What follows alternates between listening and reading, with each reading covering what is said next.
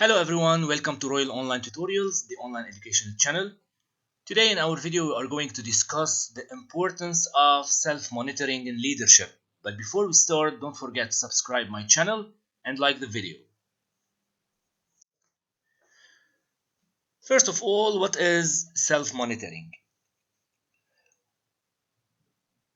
One of the most important reasons which might be easy to read some people and establish their style is self-monitoring, defined as the degree to which people are capable of reading and using the cues from their environment in order to determine their behaviors. And here we can distinguish between low and high self-monitoring.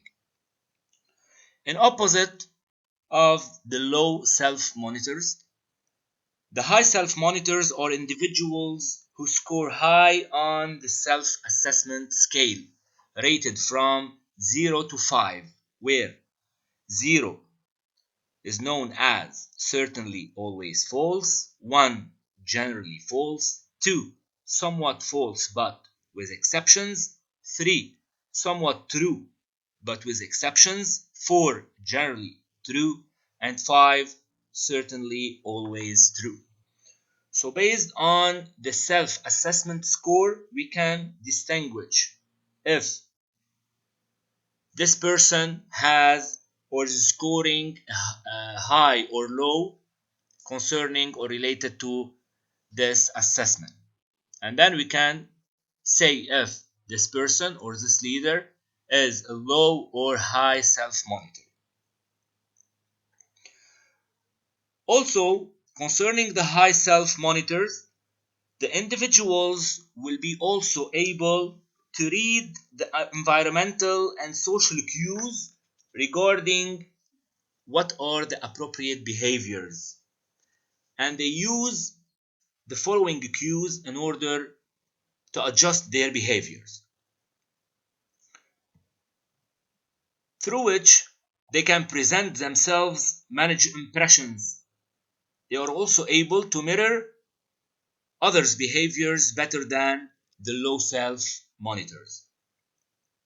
Previous studies have found that the high self monitors are better at getting along with others.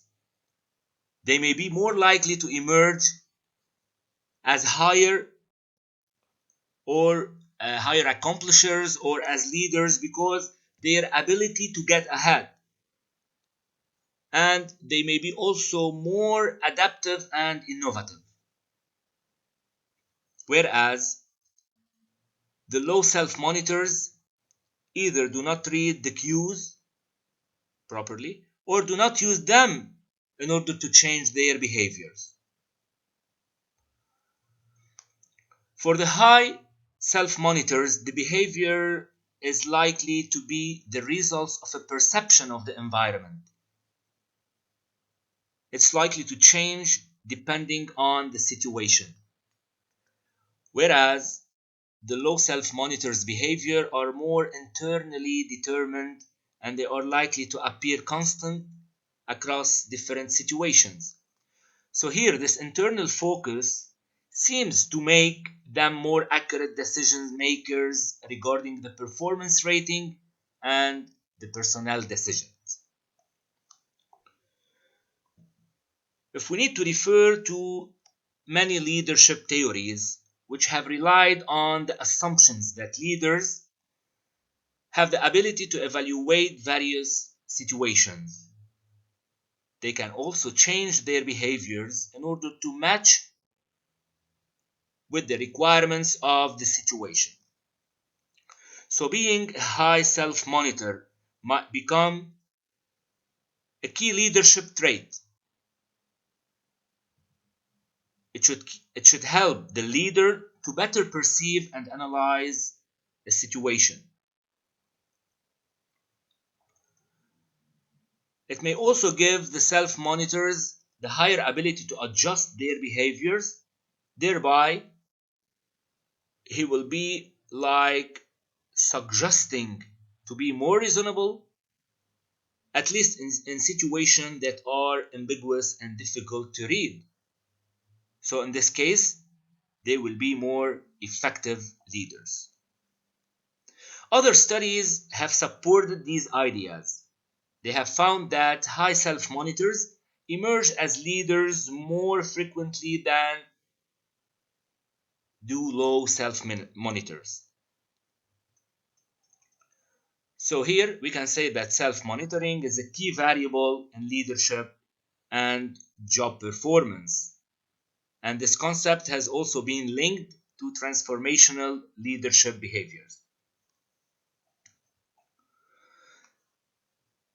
If we need to refer to several studies